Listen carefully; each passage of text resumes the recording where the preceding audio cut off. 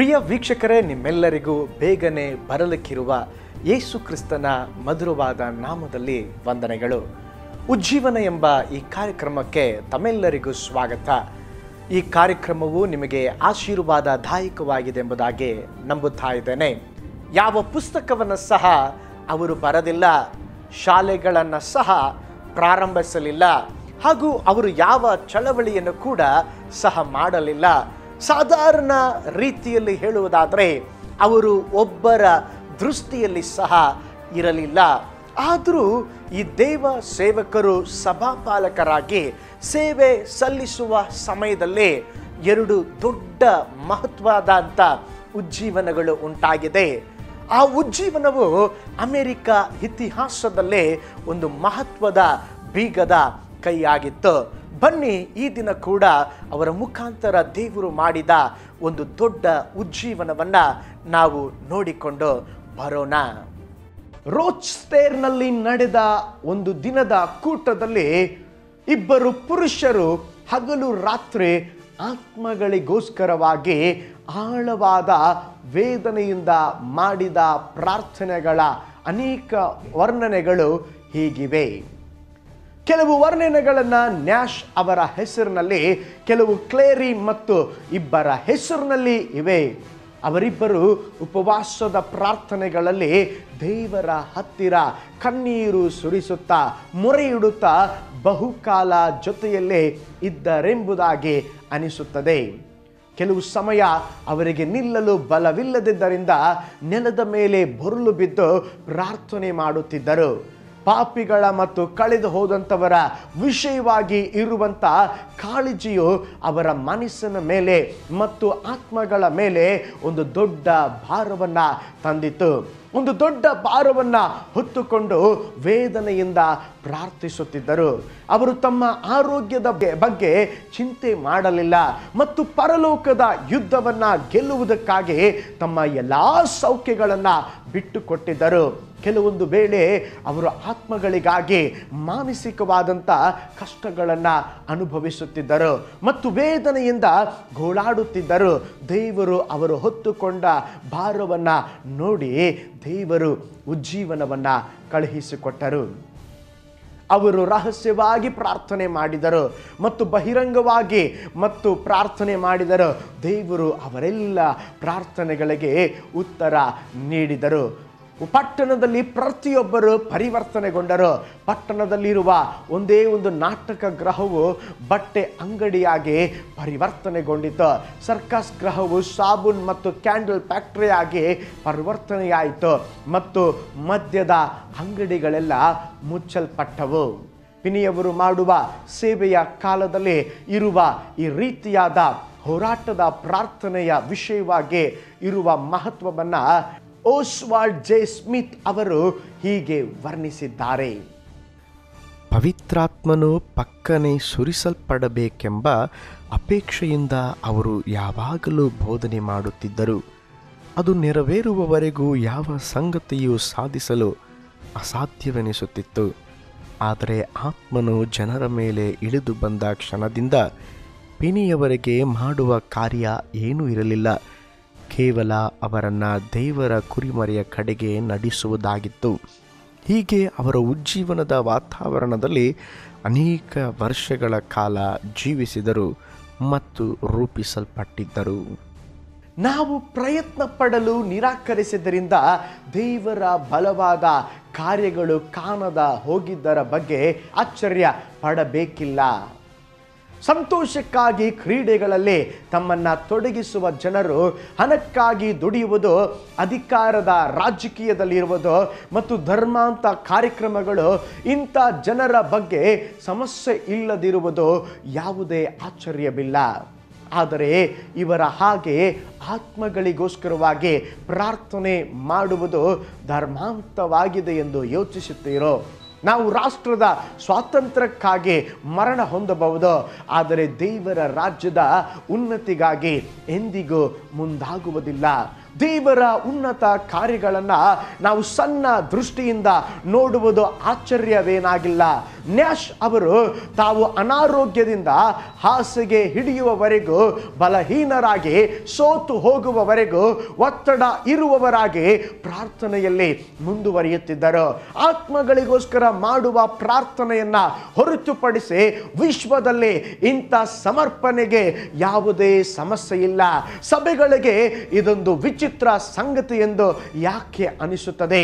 ಅತಿಶಯವಾದ ಪ್ರಾರ್ಥನೆ ಮತ್ತು ಬೋಧನೆಯ ಯಶಸ್ವಿನ ಸಂಬಂಧಗಳ ಬಗ್ಗೆ ಚಾರ್ಲ್ಸ್ ಪಿನಿಯವರು ಈ ರೀತಿಯಾಗಿ ಹೇಳಿದ್ದಾರೆ.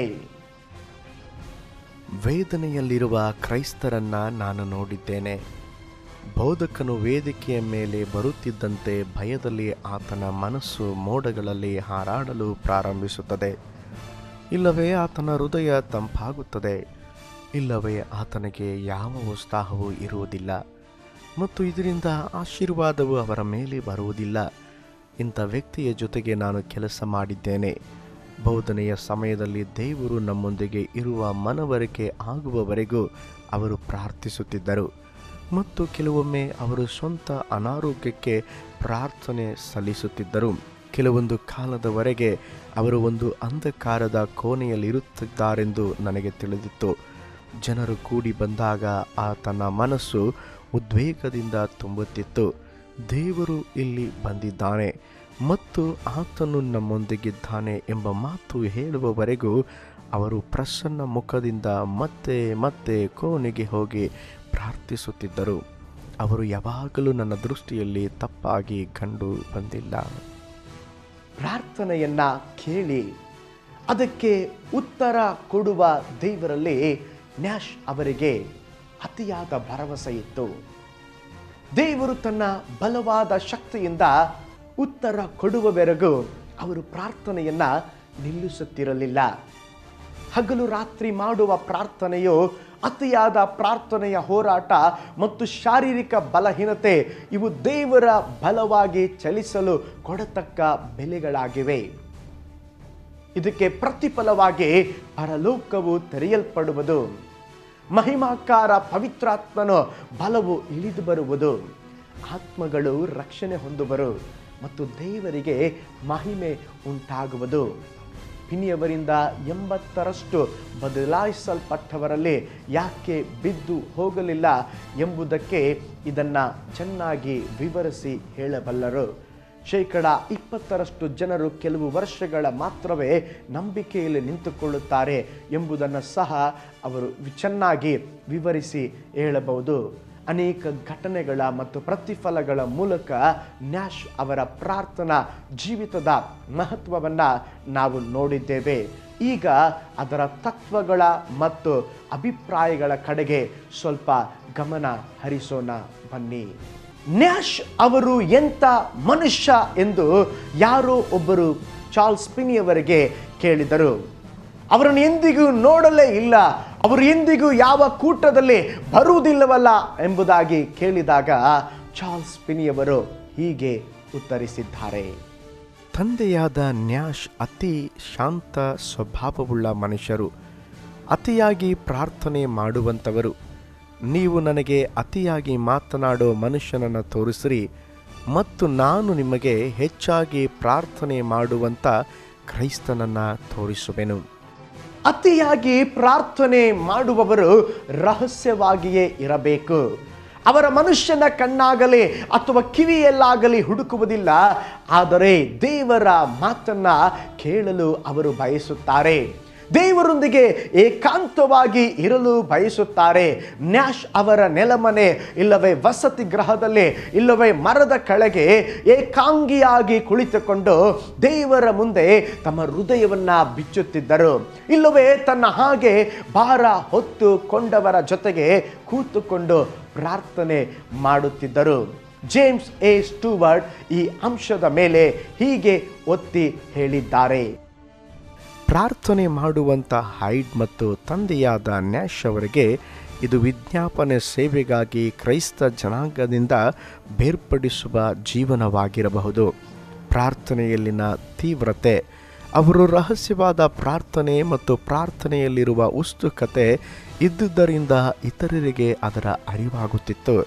ಅವರು ಅದನ್ನು ಒತ್ತಿ ಹೇಳುತ್ತಿರಲಿಲ್ಲ, ಆದರೆ ಇದೊಂದು ಭಾರವಾದ ಆತ್ಮಗಳ ಬಿಡುಗಡೆಗೋಸ್ಕರವಾಗಿತ್ತು. ವಸತಿ ಗೃಹದಲ್ಲಿರುವ ಆ ಸ್ತ್ರೀಗೆ ಈ ಪ್ರಾರ್ಥನೆಗಳಲ್ಲಿರುವ ವೇದನೆಗಳ ಬಗ್ಗೆ ಅರಿವಾಗಿತ್ತು.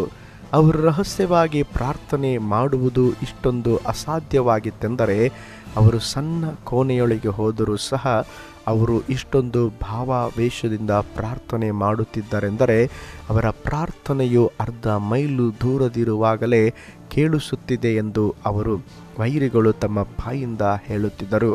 ಇದೊಂದು ಅವರ ಸಾಮಾನ್ಯ ರೂಢಿಯ ಅತಿಶಯೋಕ್ತಿಯಾಗಿದ್ದರೂ ಇನ್ನೊಂದು ಪ್ರಕರಣದ ದಾಖಲೆಯು ಇಲ್ಲಿರುತ್ತದೆ. ಗೌರ್ನರ್ನಲ್ಲಿ ನಡೆದಂಥ ಒಂದು ಉಜ್ಜೀವನ ಕೂಟದಲ್ಲಿ ನ್ಯಾಶ್ ಅವರು ನಸುಕಿನಲ್ಲಿ ಎದ್ದು ಮರದ ಕೆಳಗೆ ಪ್ರಾರ್ಥನೆ ಮಾಡಲು ಹೋಗುತ್ತಿದ್ದರು. ಅದೊಂದು ಮುಂಜಾನೆಯ ಜಾವ ದೂರದಿಂದ ಒಂದು ಸ್ವರ ಕೇಳಿ ಬರುತ್ತಿತ್ತು ಎಂಬುದಾಗಿ ಚಾರ್ಲ್ಸ್ ಪಿನಿ ಹೇಳಿದ್ದಾರೆ. 3 ಮೈಲಿಗಳಷ್ಟು ದೂರವಿರುವ ಬದಲಾಗದಂಥ ಒಬ್ಬ ಮನುಷ್ಯನು ಈ ಪ್ರಾರ್ಥನೆಯ ಶಬ್ದದಿಂದ ಆಕಸ್ಮಿಕವಾಗಿ ಆವರಿಸಲ್ಪಟ್ಟನು. ಈ ಸ್ವರವು ನ್ಯಾಶ್ ಅವರದು ಎಂದು ಆತನು ಸ್ಪಷ್ಟವಾಗಿ ಕಂಡುಹಿಡಿದನು ಮತ್ತು ಇದರಿಂದ ಎಂದಿಗೂ ಅನುಭವಿಸದ ಧರ್ಮದ ನಿಜತ್ವವು ಅವರ ಅನುಭವಕ್ಕೆ ಬಂದಿತು. ಇದನ್ನು ಕ್ರಿಸ್ತನಲ್ಲಿ ಕಂಡುಕೊಳ್ಳದ ಹೊರತು ಆತನಿಗೆ ಸಮಾಧಾನವಾಗಲಿಲ್ಲ. ಸಂಘಟಿತ ಮತ್ತು ಕ್ರಮವಾಗಿರುವ ಜನರ ಪಟ್ಟಿ ಮತ್ತು ಪ್ರಾರ್ಥನೆ ಮಾಡುವ ವಿಚಾರವೇ ಪ್ರಾರ್ಥನಾ ವೀರರ ಪರಿಣಾಮಕಾರಿಯಾದ ಸಾಮಾನ್ಯ ಸಾಧನವಾಗಿದೆ. ಒಂದು ವಿಷಯದ ಸಿದ್ಧತೆ, ಬೇಡಿಕೆಗಳ ಸೂಚಿ ಮತ್ತು ಪ್ರಾರ್ಥನೆಯ ಸಂಪೂರ್ಣತೆಯ ಒಂದು ಅರ್ಥಗರ್ಭಿತವಾದ ಸೇವೆಯನ್ನು ಸ್ಥಾಪಿಸಲು ಸಹಾಯಕವಾಗುತ್ತದೆ. ನಮ್ಮ ಪ್ರಾರ್ಥನೆಗೆ ಉತ್ತರ ದೊರಕಿದೆ ಎಂದು ಬರವಣಿಗೆಗಳ ಪುರಾವೆಯಲ್ಲಿ ಇದು ಸಂತೋಷಗೊಳ್ಳುವಂತೆ ಸಹಾಯ ಮಾಡುತ್ತದೆ. ನ್ಯಾಶ್ ಅವರು ಇಂಥ ಒಂದು ವಿಧಾನವನ್ನು ಅನುಸರಿಸಿದರು.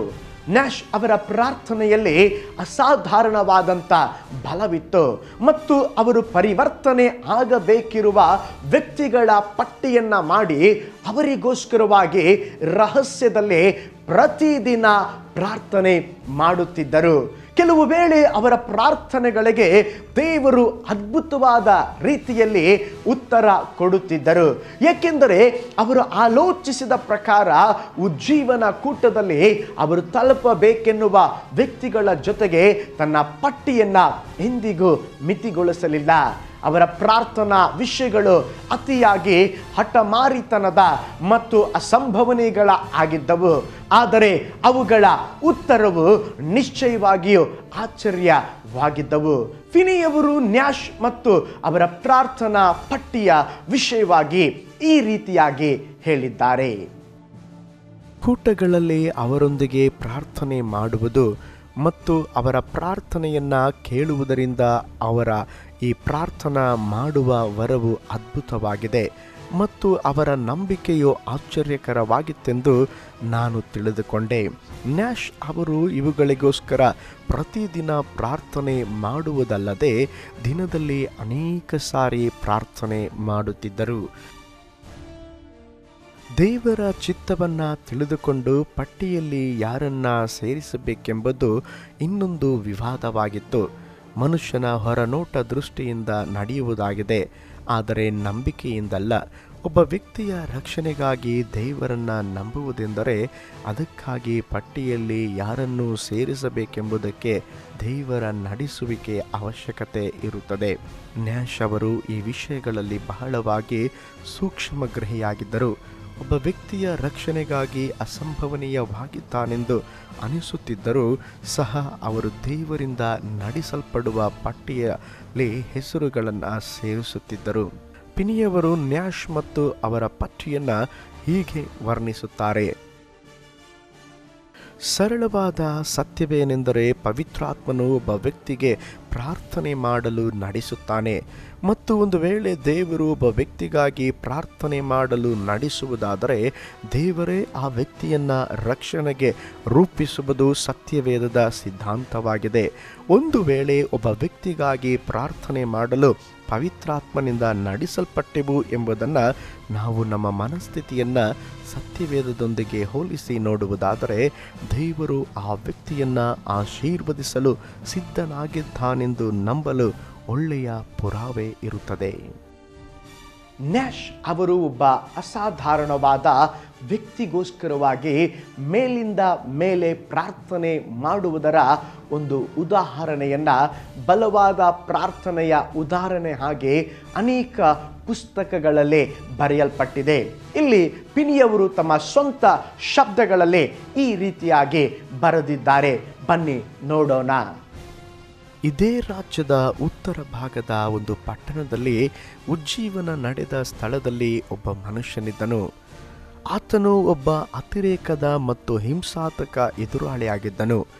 ಕ್ರೈಸ್ತರಿಗೆ ನೋವನ್ನುಂಟು ಮಾಡುವುದೇ ಆತನ ಉದ್ದೇಶವಾಗಿತ್ತು.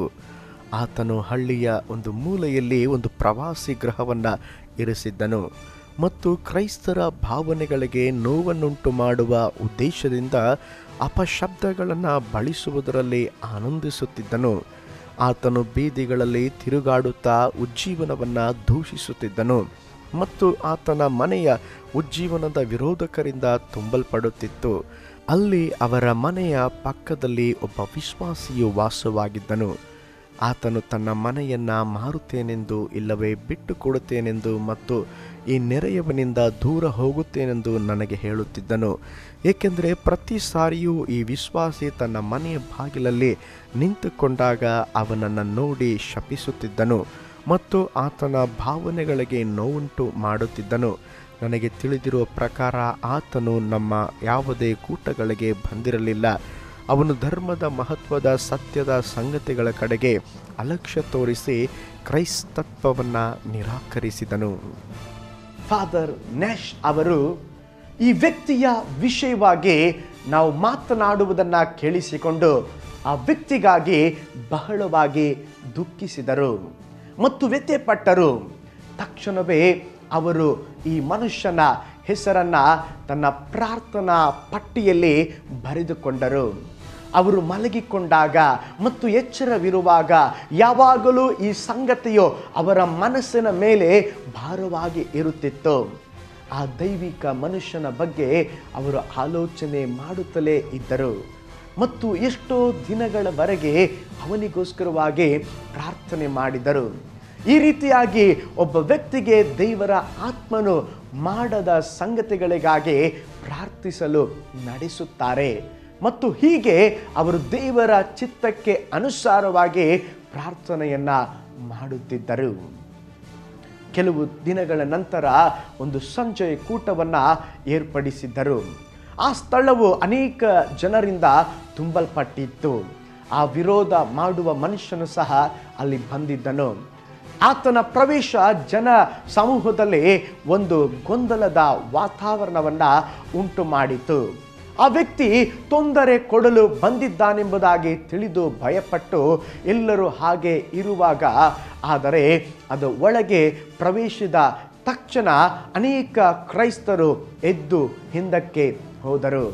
ಆದರೆ ಅವರ ಮುಖಭಾವ ಬೇರೆಯಾಗಿತ್ತು. ಅವರು ದೃಷ್ಟಿಸಿದರು. ಅವರು ವಿರೋಧಿಸಲು ಬಂದಿರಲಿಲ್ಲ. ಎದೆ ಗುಂದಿದವನಾಗಿ ಬಂದು ಅವರು ಚಟಪಡಿಸುತ್ತಾ ನೋವಿನಿಂದ ಕುರ್ಚಿ ಮೇಲೆ ಕುಳಿತುಕೊಂಡು ಬಹಳ ಚಿಂತಾಭ್ರಾಂತನಾಗಿದ್ದನು.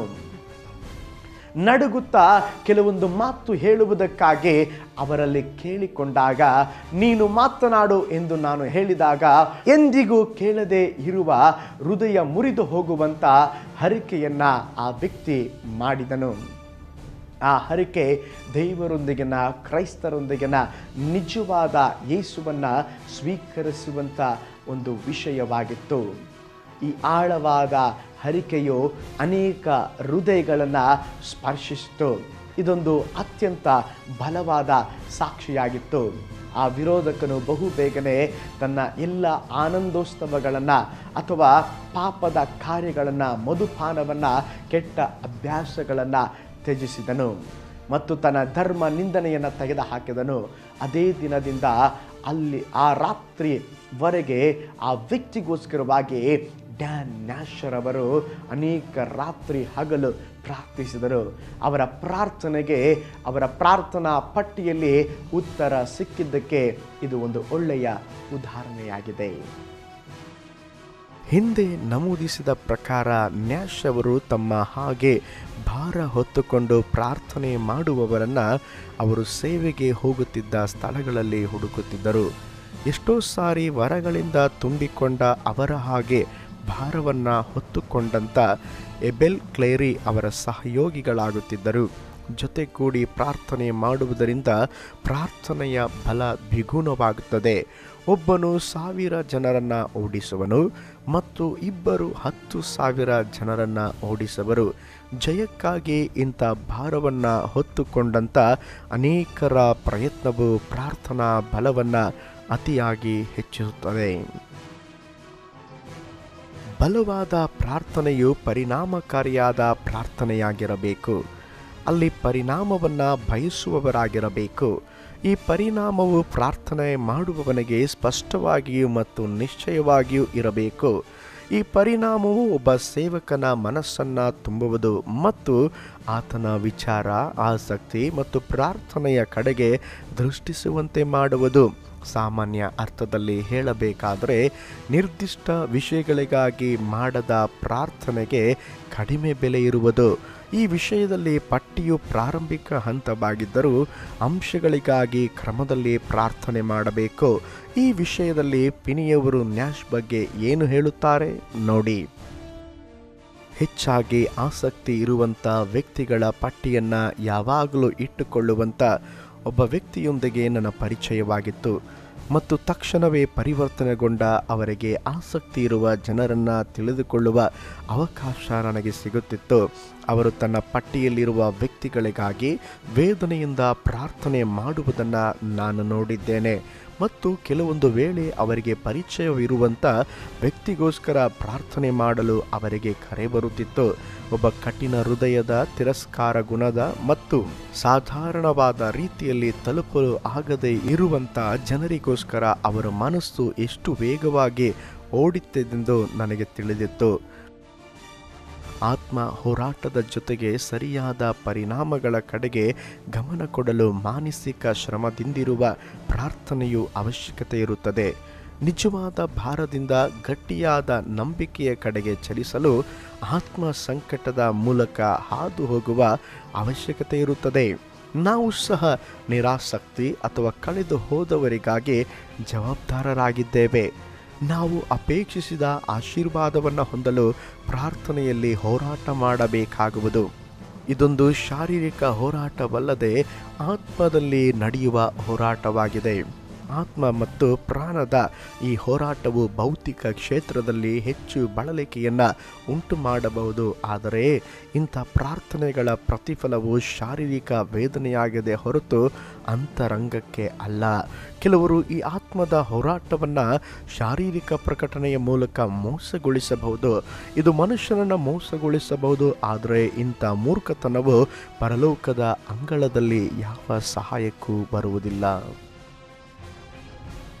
ನಾವು ಆತ್ಮಗಳ ತಲುಪುವ ಸ್ಥಿತಿಗೆ ಜವಾಬ್ದಾರರೆಂದು ನ್ಯಾಶ್ ಅವರು ಮನವರಿಕೆ ಮಾಡಿಕೊಂಡಿದ್ದರು.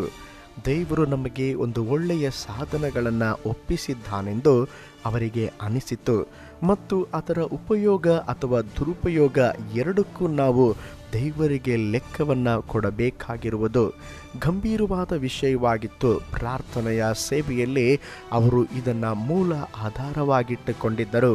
ಅವರು ವಿಧಿವಾದದ ಸ್ಥಾನ ಹೊಂದಿದವರಿಂದ ತಿರಸ್ಕರಿಸಲ್ಪಟ್ಟಿದ್ದರು. ಅವರು ತಮ್ಮ ಮರಣದ ಕೆಲವೇ ದಿನಗಳ ಮೊದಲು ಈ ವಿಷಯವಾಗಿ ಒಂದು ಪತ್ರವನ್ನು ಬರೆದಿದ್ದರು. ಪತ್ರದ ಕೆಲವೊಂದು ಭಾಗ ಜೀವಂತವಾಗಿರಲು ನಮಗೆ ಜ್ಞಾನಕ್ಕಾಗಿ ಉದಾಹರಣೆಗಳ ಗುಂಪಾಗಿ ಈ ಸ್ಥಳದಲ್ಲಿ ಕೊಡಲಾಗಿದೆ. ಅವರ ಆತನ ಸ್ಥಾನವನ್ನು ಸಂಪೂರ್ಣವಾಗಿ ಗೊತ್ತಿಲ್ಲದ ರೀತಿಯಲ್ಲಿ ನಿರೂಪಿಸಿದ್ದಾರೆ. ಆದರೆ ಅವರ ಕೆಲವೊಂದು ಅಂಶಗಳ ಮೇಲೆ ಚಿಂತನೆ ಮಾಡಲು ಕ್ಷಣ ನೋಟ ಹಾಕಿದ್ದಾರೆ. ನೀನು ಇಲ್ಲಿ ಇದ್ದಾಗಿನಿಂದಲೂ ನನ್ನ ಪ್ರಾರ್ಥನೆಯ ಬಗ್ಗೆ ಆಲೋಚನೆ ಮಾಡುತ್ತಿದ್ದೆ. ವಿಶೇಷವಾಗಿ ಪವಿತ್ರಾತ್ಮನಿಗೆ ಮತ್ತು ಆತನ ಮೂಲಕ ಮಾಡುವ ಪ್ರಾರ್ಥನೆ. ಈ ಬೇಡಿಕೆಯಲ್ಲಿ ನಾನು ಯಾವಾಗಲೂ ದೇವರನ್ನು ಮಿತಿಯಲ್ಲಿಟ್ಟಿದ್ದೇನೆಂದು ನನಗೆ ಅನಿಸುತ್ತದೆ. ನೀನು ನಮ್ಮನ್ನು ಅಗಲುವವರೆಗೂ ಇದರ ಅನುಭವ ನಮಗೆ ಆಗಲಿಲ್ಲ. ನನ್ನ ಸ್ವಂತ ಬುದ್ಧಿಯಿಂದ ಪವಿತ್ರಾತ್ಮನನ್ನು ಕೇವಲ ಒಬ್ಬ ವ್ಯಕ್ತಿಯ ಮೇಲೆ ಅಲ್ಲ, ಆದರೆ ಸಂಪೂರ್ಣ ಜನ, ಕ್ಷೇತ್ರ, ರಾಷ್ಟ್ರ ಮತ್ತು ಜಗತ್ತಿನ ಮೇಲೆ ಇಳಿಯುವ ಎಂದು ಕೇಳಿಕೊಂಡಿರಬಹುದು. ಶನಿವಾರ ಇದನ್ನು ಮಾಡಲು ನಿಶ್ಚಯಿಸಿದ್ದೆ, ಆದರೆ ಸೈತಾನನು ಅದರ ಹಿಂದಿನ ದಿನದಂದು ಕೋಪಗೊಂಡಿದ್ದನು. ಪಂಚಶತಮ ದಿನಗಳಲ್ಲಿ ಪವಿತ್ರಾತ್ಮನು ಇಳಿದು ಬಂದ ಹಾಗೆ ಈಗಿನ ದಿನಗಳಲ್ಲಿ ಇಳಿದು ಬರುವಂತೆ ಪ್ರಾರ್ಥಿಸುವುದು ಪ್ರತಿಯೊಬ್ಬ ಕ್ರೈಸ್ತನ ಕರ್ತವ್ಯವಾಗಿದೆ ಮತ್ತು ಇದು ನನ್ನ ಕರ್ತವ್ಯ ಮತ್ತು ಭಾಗ್ಯವಾಗಿದೆ ಎಂದು ನನಗೆ ಮನವರಿಕೆಯಾಗಿತ್ತು. ಪವಿತ್ರಾತ್ಮನು ಸಂಪೂರ್ಣವಾಗಿ ಇಳಿದು ಬರುವಂತೆ ಯಾಕೆ ನಾವು ಕೇಳಿಕೊಳ್ಳಬಾರದೆಂದು ನನಗೆ ತಿಳಿದಿಲ್ಲ.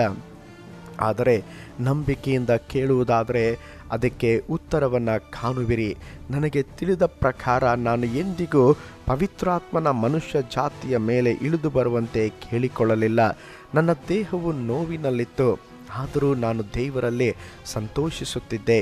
ಪ್ರಾರ್ಥನೆಯಲ್ಲಿ ನಂಬಿಕೆಯಿಂದ ನೀವು ಏನನ್ನ ಕೇಳುತ್ತೀರೋ ನೀವು ಅದನ್ನೆಲ್ಲ ಹೊಂದಿಕೊಂಡಿದ್ದೀರಿ ಎಂದು ಯೇಸು ಕ್ರಿಸ್ತನು ಹೇಳಿದ ಮಾತಿನ ಉದ್ದೇಶವನ್ನು ಅರ್ಥ ಮಾಡಿಕೊಳ್ಳಲು ಪ್ರಾರಂಭಿಸಿದೆ. ನಾನು ಭಾವಪರವಶನಾಗಿ ಪವಿತ್ರಾತ್ಮನೊಂದಿಗೆ ಪ್ರಾರ್ಥಿಸುವಾಗಲೇ ಸತ್ತು ಪರಲೋಕಕ್ಕೆ ಹೋಗಬೇಕೆನ್ನುವ ಹಾಗೆ ಅನಿಸುತ್ತಿತ್ತು. ಆದರೆ ದೇವರಿಗೆ ಎಲ್ಲವೂ ತಿಳಿದಿತ್ತು. ನಮಗೆ ತಿಳಿದಿರುವ ಪ್ರಕಾರ ಡ್ಯಾನಿಯಲ್ ನ್ಯಾಶ್ ಅವರ ಕೊನೆಯ ಮಾತುಗಳಾಗಿದ್ದವು. ಅವರ ನಮ್ರತೆಯನ್ನ ಗಮನಿಸಿರಿ, ಅವರ ಹೊರೆಯನ್ನ ಕೇಳಿರಿ. ಫುಲ್ಟಾನ್ ಓನಿಯಲ್ಲಿ 1850ರಲ್ಲಿ ನಡೆದ ಉಜ್ಜೀವನದ ಪ್ರಾರ್ಥನೆಯ ಉಜ್ಜೀವನದ ಹಾಗೆ ಸ್ವಯಂ ಪ್ರೇರಿತವಾಗಿತ್ತೆಂಬುದನ್ನು ಆಲೋಚಿಸಿರಿ. ನ್ಯಾಶ್ ಅವರ ಕಾಲದಲ್ಲಿರುವ ಯೌವನಸ್ಥರು ಇತಿಹಾಸದ ಅತ್ಯುತ್ತಮ ಪ್ರಾರ್ಥನಾ ಉಜ್ಜೀವನದ ನಾಯಕರಾಗಿದ್ದರು. ಈಗ ನಾವು ಅವರ ಮರಣದ ಚಿತ್ರಣಕ್ಕೆ ಬಂದಿದ್ದೇವೆ. ನ್ಯೂಯಾರ್ಕಿನಲ್ಲಿನ ವೆರ್ನಾಬ್ ಎಂಬ ಸಣ್ಣ ಹಳ್ಳಿಯಲ್ಲಿ ಯಾವಾಗಲೂ 0 ಡಿಗ್ರಿಯವರೆಗೆ ಉಷ್ಣಾಂಶದ ಇಳಿತವಿರುವ ಡಿಸೆಂಬರ್ ತಿಂಗಳಿನ ಚಳಿಗಾಲದಲ್ಲಿ ಡ್ಯಾನಿಯಲ್ ನ್ಯಾಶ್ ಅವರು ತಮ್ಮ ಪ್ರಾರ್ಥನಾ ಸೇವೆಯನ್ನು ಪ್ರಾರಂಭಿಸಿದರು. ಚಾರ್ಲ್ಸ್ ಪಿನಿಯ ಅವರೊಂದಿಗೆ ಕಾರ್ಯನಿರ್ವಹಿಸುತ್ತಿರುವ ಮನೆಗೆ ಹಿಂತಿರುಗುವ ಅವರ ಸಹೋದರಿಯ ವಿಷಯವಾಗಿ ಕೆಲವು ದಾಖಲೆಗಳನ್ನು ಪ್ರಕಟಿಸಿದ್ದಾರೆ. ಒಬ್ಬ ಒಳ್ಳೆಯ ಮನುಷ್ಯನು ಅವರಿಗೆ ಈ ರೀತಿಯಾಗಿ ಅಂದನು, ನಾನು ಪ್ರಾರ್ಥನೆ ಮಾಡಲು ಬಲಕ್ಕಾಗಿ ಹಂಬಲಿಸುತ್ತಿದ್ದೇನೆ. ನನ್ನ ದೇಹವು ಜಜ್ಜಲ್ಪಟ್ಟಿದೆ, ಜಗತ್ತು ನನ್ನ ಮೇಲೆ ಇದೆ ಮತ್ತು ನಾನು ಹೇಗೆ ಪ್ರಾರ್ಥನೆ ಮಾಡದೆ ಸಹಿಸಿಕೊಳ್ಳಲಿ?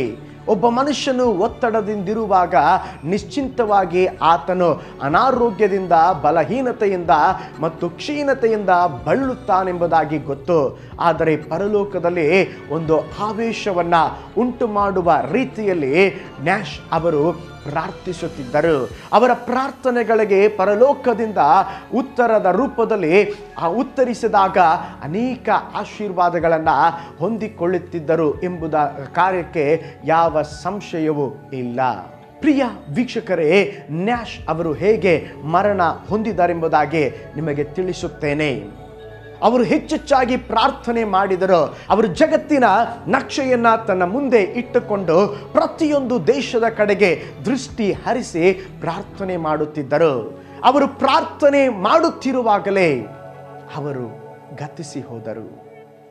ಅವರು ಮರಣವನ್ನು ಹೊಂದಿದರು. ಅವರು ಆಶೀರ್ವದಿಸಲ್ಪಟ್ಟ ಮನುಷ್ಯನು ಅದೈವಿಕರಿಗೆ, ಕಾಮುಕರಿಗೆ ಮತ್ತು ನಂಬಿಕೆ ಇಲ್ಲದ ಪ್ರಾಚಾರ್ಯರಿಗೆ ತೆಗಳಿಕೆಯಾಗಿದ್ದನು.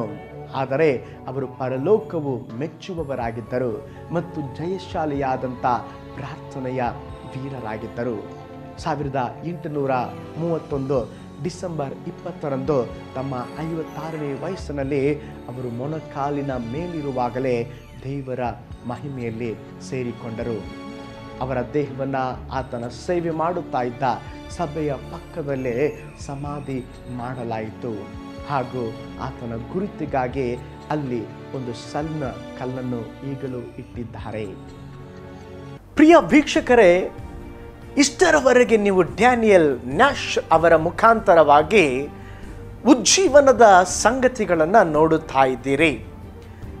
ಡ್ಯಾನಿಯಲ್ ನ್ಯಾಶ್ ಅವರು ಹೇಗೆ ಮರಣ ಹೊಂದಿದರೆಂಬುದಾಗಿ ನೀವು ತಿಳಿಯಬೇಕು. ಅವರು ಹೆಚ್ಚೆಚ್ಚಾಗಿ ಪ್ರಾರ್ಥನೆ ಮಾಡಿದರು. ಅವರು ಜಗತ್ತಿನ ನಕ್ಷೆಯನ್ನು ತನ್ನ ಮುಂದೆ ಇಟ್ಟುಕೊಂಡು ಪ್ರತಿಯೊಂದು ದೇಶದ ಕಡೆಗೆ ದೃಷ್ಟಿ ಹರಿಸಿ ಪ್ರಾರ್ಥನೆ ಮಾಡುತ್ತಿದ್ದರು. ಅವರು ಹಾಗೆ ಪ್ರಾರ್ಥನೆ ಮಾಡುವಾಗಲೇ ಈ ಲೋಕವನ್ನು ಬಿಟ್ಟು ಗತಿಸಿ ಹೋದರು. ಒಬ್ಬ ಆಶೀರ್ವದಿಸಲ್ಪಟ್ಟ ಮನುಷ್ಯನು ಅದೈವಿಕರಿಗೆ, ನಂಬಿಕೆ ಇಲ್ಲದ ಜನರಿಗೆ ತೆಗಳಿಕೆಯಾಗಿದ್ದರೂ ಕೂಡ ಪರಲೋಕದ ಸ್ವರ್ಗದ ದೇವರಿಗೆ ಅವರು ಮೆಚ್ಚುವ ವ್ಯಕ್ತಿಯಾಗಿದ್ದರು. ಅವರು ಜಯಶಾಲಿಯಾದ ಪ್ರಾರ್ಥನೆಯ ವೀರರಾಗಿದ್ದರು. 1831 ಡಿಸೆಂಬರ್ 20ರಂದು ತಮ್ಮ 56ನೇ ವಯಸ್ಸಿನಲ್ಲಿ ಅವರು ಮೊಣಕಾಲಿನ ಮೇಲಿರುವಾಗ ದೇವರ ಮಹಿಮೆಯಲ್ಲಿ ಸೇರಿಕೊಂಡರು. ಅವರ ದೇಹವನ್ನು ಅವರು ಸೇವೆ ಮಾಡುತ್ತಾ ಇದ್ದ ಸಭೆಯ ಪಕ್ಕದಲ್ಲೇ ಸಮಾಧಿ ಮಾಡಲಾಯಿತು. ಹಾಗೂ ಅವರ ಗುರುತಿಗಾಗಿ ಅಲ್ಲಿ ಒಂದು ಸಣ್ಣ ಕಲ್ಲನ್ನು ಇಡಲಾಯಿತು. ಈಗಿನ ದಿನಗಳಲ್ಲಿ ಬಹುಶಃ ದೇವರು ಈ ರೀತಿಯ ಸೇವೆಯನ್ನು ಸ್ಥಾಪಿಸಲು ಬೇರೆಯವರನ್ನ ಎಬ್ಬಿಸಬಹುದು. ಪ್ರಿಯ ವೀಕ್ಷಕರೇ, ನಿಮ್ಮ ಬೆಲೆ ಅವಕಾಶದ ಕಡೆಗೆ ಗಮನ ಕೊಡುತ್ತಿರುವಾಗ ನಿಮ್ಮನ್ನು ಕೂಡ ದೇವರು ತನ್ನ ಚಿತ್ತದ ಪ್ರಕಾರವಾಗಿ ನಡೆಸಿ ಹೇಗೆ ತನ್ನ ಉಜ್ಜೀವನದ ಕಾರ್ಯಕ್ಕಾಗಿ ಡ್ಯಾನಿಯಲ್ ನ್ಯಾಶ್ರವರನ್ನ ದೇವರು ಆರಿಸಿಕೊಂಡನೋ ಅದೇ ವಿಧದಲ್ಲಿ ನಮ್ಮ ಮುಖಾಂತರ ಕೂಡ ದೇವರು ದೊಡ್ಡ ಉಜ್ಜೀವನವನ್ನು ಮಾಡಲು ಸಿದ್ಧವಾಗಿದ್ದಾರೆ. ನಾವು ಮಾಡಬೇಕಾದದ್ದು ಇಷ್ಟೇ, ದೇವರ ಕೈಗಳಲ್ಲೇ ನಮ್ಮನ್ನು ಒಪ್ಪಿಸಿಕೊಡಬೇಕು. ಅವರು ಎಲ್ಲಿ ಬಹಿರಂಗವಾಗಿ ಎಲ್ಲರ ಮುಂದೆ ಅವರು ಪ್ರಾರ್ಥನೆ ಮಾಡುತ್ತಿರಲಿಲ್ಲ. ಅವರು ಅಂತರಂಗದಲ್ಲಿ ನಡೆಯುವ ತಂದೆಯ ಬಳಿಯಲ್ಲಿ ತಮ್ಮ ಕೋಣೆಗಳಲ್ಲಿ ಅನೇಕ ಪ್ರಾರ್ಥನಾ ಕೂಟಗಳಿಗಾಗಿ, ದೇಶಕ್ಕಾಗಿ ಪ್ರಾರ್ಥಿಸಿದಾಗ ದೇವರು ಒಂದು ದೊಡ್ಡ ಉಜ್ಜೀವನವನ್ನು ತಂದರು. ಪ್ರೀತಿಯುಳ್ಳ ದೇವ ಮಕ್ಕಳೇ, ಆ ಕಾರ್ಯವನ್ನೇ ಈ ದಿನಗಳಲ್ಲಿ ದೇವರು ಎದುರು ನೋಡುತ್ತಿದ್ದಾರೆ. ಆ ಕಾರ್ಯಗಳನ್ನು ಮಾಡುವುದಕ್ಕೆ ನಮ್ಮನ್ನೇ ನಾವು ಕರ್ತನ ಕೈಗಳಲ್ಲೇ ಒಪ್ಪಿಸಿಕೊಡೋಣ. ಈ ಉಜ್ಜೀವನದ ಕಾರ್ಯಕ್ರಮ ನಿಮಗೆ ಆಶೀರ್ವಾದದಾಯಕವಾಯಿತೆಂಬುದಾಗಿ ನಾವು ನಂಬುತ್ತಾ ಇದ್ದೇವೆ. ಮತ್ತೊಂದು ಉಜ್ಜೀವನ ಕಾರ್ಯಕ್ರಮದಲ್ಲಿ ಇನ್ನೂ ಅನೇಕ ಹೊಸ ಸಂಗತಿಗಳೊಂದಿಗೆ ನಿಮ್ಮನ್ನು ಸಂಧಿಸುತ್ತೇನೆ. ಅಲ್ಲಿಯವರೆಗೆ ನೀವು ನೋಡುತ್ತಾ ಇರ್ರಿ ನಿಮ್ಮ ಅಚ್ಚು ಮೆಚ್ಚಿನ ಆಸರೆ ಟಿವಿಯನ್ನು. ನಾನು ನಿಮ್ಮ ಸಹೋದರ ಪೌಲ್ ಜಾಯ್. ಕರ್ತನು ನಿಮ್ಮೆಲ್ಲರನ್ನ ಧಾರಾಳವಾಗಿ ಆಶೀರ್ವದಿಸಲಿ. ಮೈ ಗಾಡ್ ಬ್ಲೆಸ್ ಯು ಆಲ್.